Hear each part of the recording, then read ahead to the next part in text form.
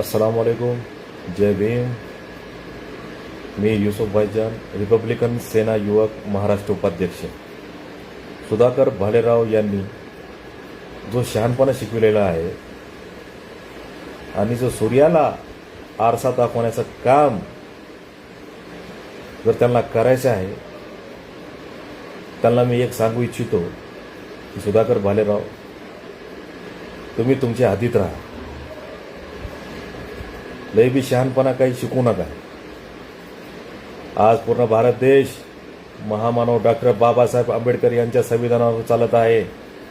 इथल्या कोर्ट कचेऱ्या, इथले लाल दिवे, हिरवे दिवे, निळे दिवे, पोलीस प्रशासन, आमदारकी, खासदारकी, पूर्ण न्याय व्यवस्था, राज्यसभा, लोकसभा, विधानसभा, विधान परिषद, पूर्ण भारत देश हा महामानव डॉक्टर बाबासाहेब आंबेडकर यांच्या संविधानावर चालत आहे.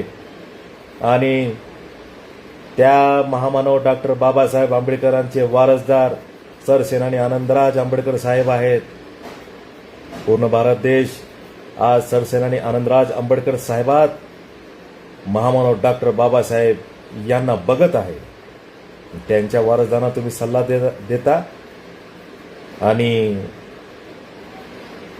लक्षात ठेवा, तुम्ही तुमच्या हद्दीत राहा. जास्त काही शहाणपण शिकवू नका. पूर्ण भारत देश पेटून उठल हे तुम्हाला आम्ही वॉर्निंग देतोय. सरसेनानी आनंदराज आंबेडकर साहेबांविषयी तुमची सल्ला द्यायची गरज नाही. ते स्वतः एवढे अभ्यासू आणि मोठे विचारवंत आहेत. त्यांच्या रक्तात महामानव डॉक्टर बाबासाहेब आंबेडकर यांचे विचार आहेत. त्यांचा वारसा आहे, त्यांची सोच आहे आणि त्याप्रमाणे ते काम करत आहेत पूर्ण भारत देशात. याद राखा, सरसेनानी आनंदराज आंबेडकर साहेबांची ताकद तुम्हाला अजून यांचा अंदाजा नाही. हजारोच्या कार्यकर्त्यांनी आम्ही तुमचा घेराव करू. लक्षात ठेवा, सूर्याला आरसा दाखवण्याची कोशिश तुम्ही करू नका, प्रयत्न सुद्धा करू नका. पूर्ण समाज, भारत देशातली पूर्ण जनता, फक्त आंबेडकरी समाजच नाही, मुस्लिम समाज, मराठा समाज, ख्रिश्चन समाज, हा पूर्ण समाज आज महामानव डॉक्टर बाबासाहेब आंबेडकरांच्या संविधानासोबत उभा आहे आणि ताठ मानेने उभा आहे. त्यामुळे जास्त शहाणपणा शिकवायची गरज नाही.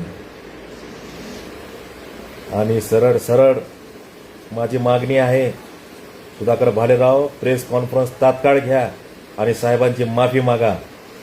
याद राखा, रस्त्यावर फिरू देणार नाही. लक्षात ठेवा, सरसेनानी आनंदराज आंबेडकर साहेबाचे कार्यकर्ते आहेत आम्ही. आमचा जीव के प्राण आहेत ते. ही गोष्ट लक्षात ठेवा. जय भीम, जय संविधान, जय सरसेनानी आनंदराज आंबेडकर साहेब.